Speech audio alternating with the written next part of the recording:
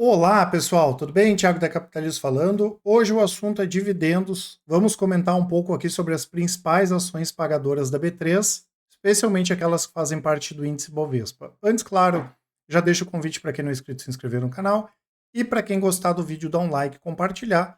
E não esqueçam, tá, pessoal, para quem não assistiu a reprise da nossa live, né, falando a respeito das grandes oportunidades da bolsa para 2025, 2026, as ações de pequena capitalização no Brasil, micro e small caps, o link vai estar aqui na descrição, vale a pena assistir.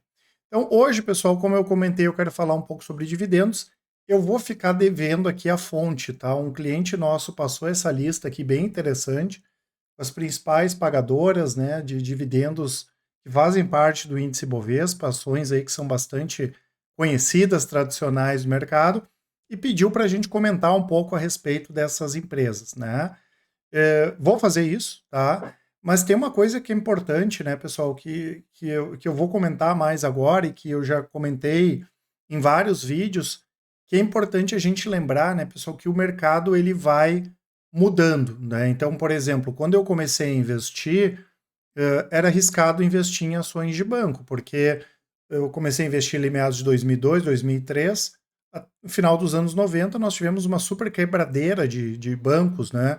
E o mercado estava passando por um período de consolidação e era arriscado por causa disso, né? As pessoas tinham dúvidas se poderia quebrar mais algum banco ou não, né? E era bom investir em empresas de telefonia fixa, porque telefonia fixa, né? A gente passou por aquele período, principalmente da época do Fernando Henrique, das privatizações, e era bom investir em telefonia fixa. Imagina quem não mudou, né, a sua carteira e manteve investimentos de telefonia fixa, boa parte desses investimentos viraram oi. Da mesma forma que quem deixou de comprar ações de banco não entendeu que o mercado ia mudar, a gente ia passar por um período grande de consolidação, ia deixar de ganhar muito dinheiro, né? Então é importante a gente lembrar disso. E o investidor pessoa física, ele tem muita dificuldade para entender, porque normalmente ele não faz um acompanhamento tão próximo das empresas, dos setores, isso é normal, né, pessoal? E ele tem muita dificuldade para enxergar essas mudanças de ciclo. E quando a gente tem dificuldade para enxergar isso, ou a gente perde dinheiro, ou a gente deixa de ganhar dinheiro.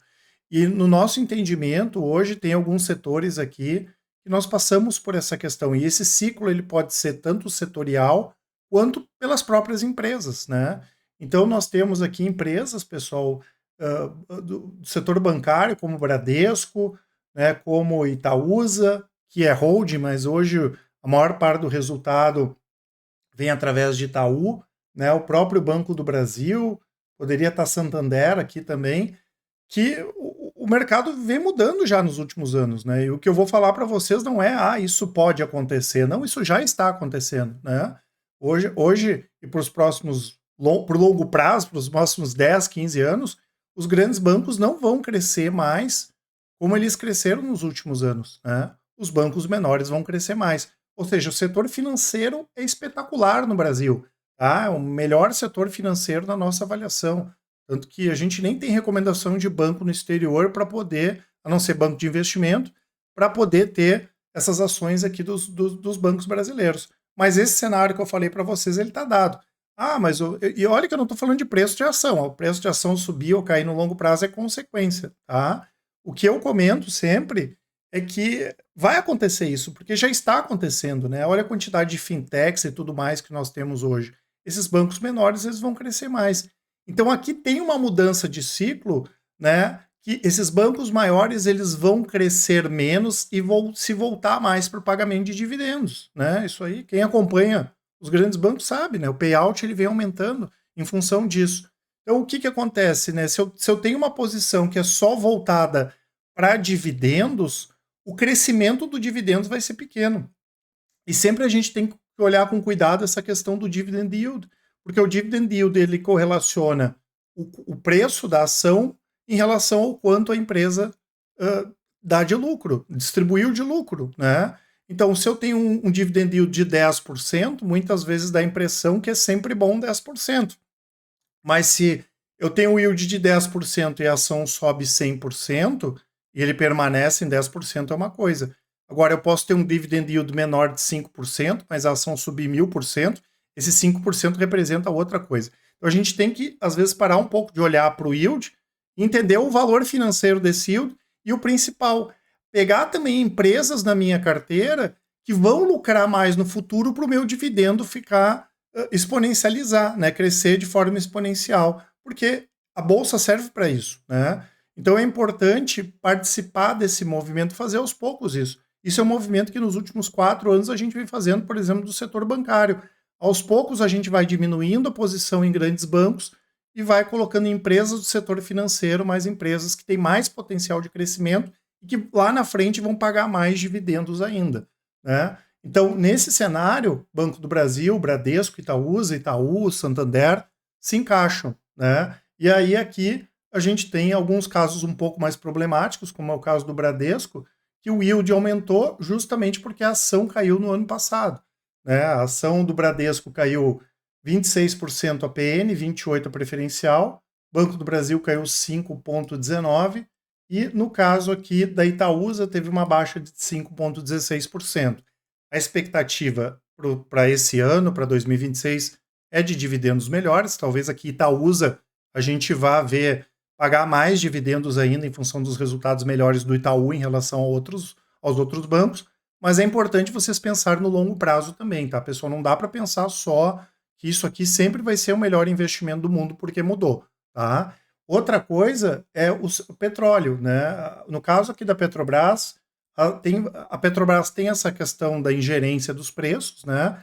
E no curto prazo, a Petrobras performa muito bem, né? Ela vendeu uma série de ativos, ela fez desinvestimentos e ela teve um grande lucro com isso. Só que não dá para pegar esse yield aqui de 100% dos últimos 5 anos e achar que isso aqui vai continuar se repetindo, porque não vai, né?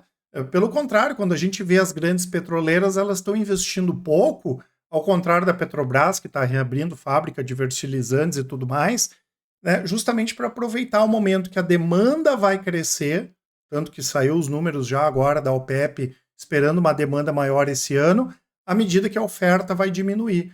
Então, tem empresas menores, faz muito mais sentido acompanhar lá uma PetroRio, uma Brava, uma PetroRecôncavo por causa disso, né? Porque o crescimento vai ser maior.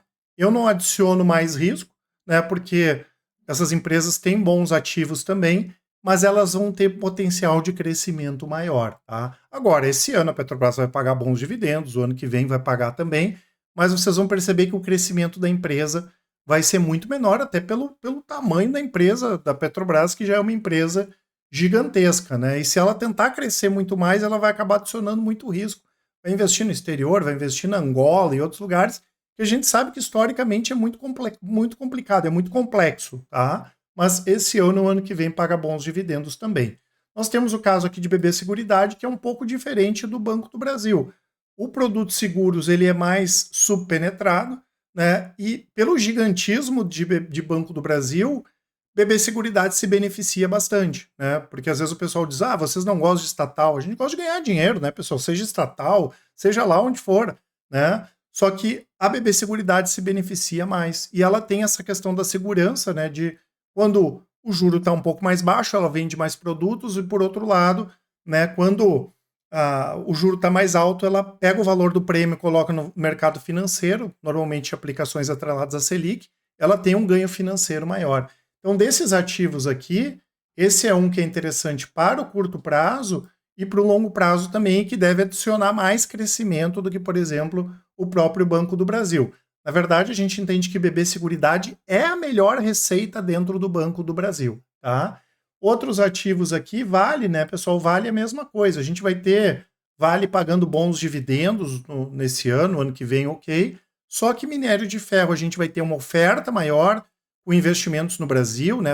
Até a gente teve agora uma mineradora da Arábia Saudita anunciando investimentos aqui no Brasil, mas vai ter muito aumento de produção na África no final da década e tudo mais, e o minério não vai crescer o que ele cresceu nos últimos 20 anos, né? Tanto que eu já comentei algumas vezes, tem outras commodities que vão crescer muito mais. A celulose já cresce mais, né? Não é uma coisa que o Thiago está falando em C, não, já está crescendo mais, né?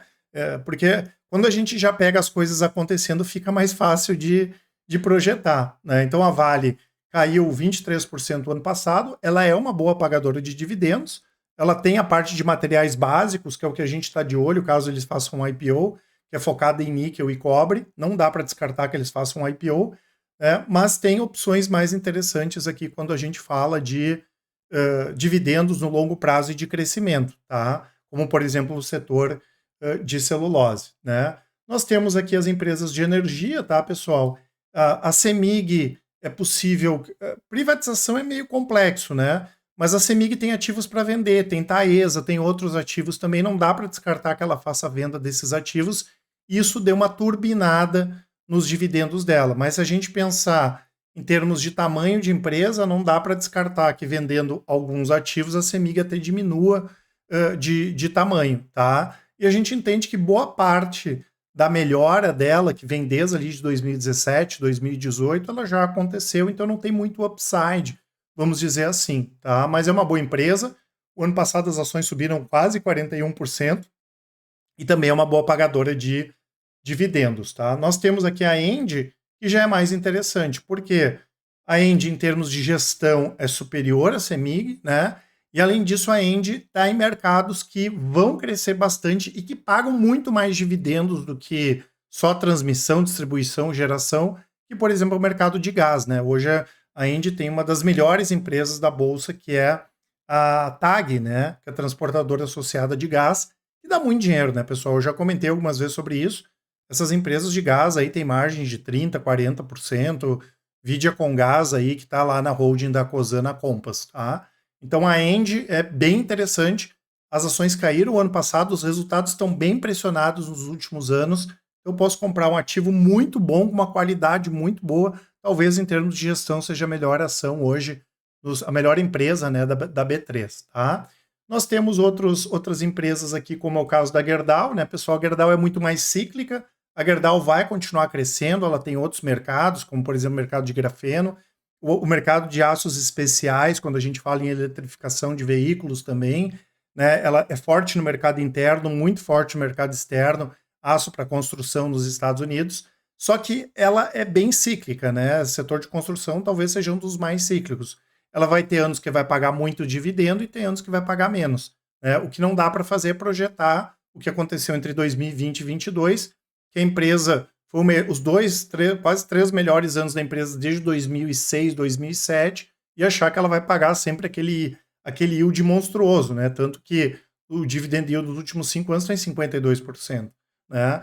Mas é uma empresa que pode apresentar mais crescimento, mas não é reloginho em relação ao pagamento de dividendos, tá? Além disso, né, pessoal, nós temos o JBS, né? Aqui também a empresa vem se beneficiando nos últimos anos, as empresas cresceram muito em função da questão desde a época da febre da peste suína africana, né, que dizimou os rebanhos de suínos na China, mas a China já recompôs isso, né? Então a gente pode ter um pouco de problema, né, tanto que eles estão querendo acusar algumas empresas no Brasil de concorrência desleal, prejudicar o mercado interno na China. A gente sabe como é que eles são, né? Mas é uma empresa que também tem outros produtos com valor agregado maior, tá? E hoje não é o melhor momento do ciclo do boi, tá? E mesmo assim a empresa está ganhando dinheiro, é a maior empresa do mundo aí de proteína animal, e à medida que ela vai desalavancando, ela pode melhorar também o pagamento de dividendos.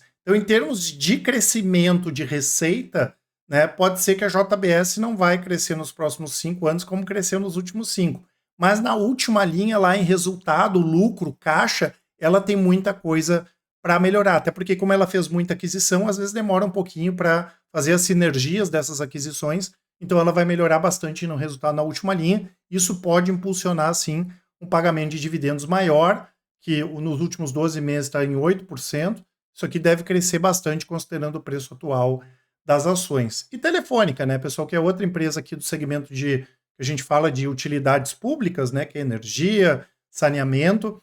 A Telefônica vai pagar muito dividendo nos próximos 2 anos. Eles devem distribuir mais de 100% do lucro, né, o payout é acima de 100%, e é uma empresa que tem algumas coisas para ajustar também, pode melhorar algumas coisas em termos de governança, né? Ela está anunciando pagamento de dividendos praticamente todos os meses, e é um mercado que tem dono, né? É TIM, Telefônica e Oi, e em termos de... Oi não mais, né? A Claro, e em termos de crescimento orgânico, a Telefônica é aquela que tem perspectiva de mais crescer de forma orgânica em relação às outras empresas, mas é um segmento também que vai ter um crescimento mais baixo, tá? Do que outros setores, porque já está bem consolidado aqui.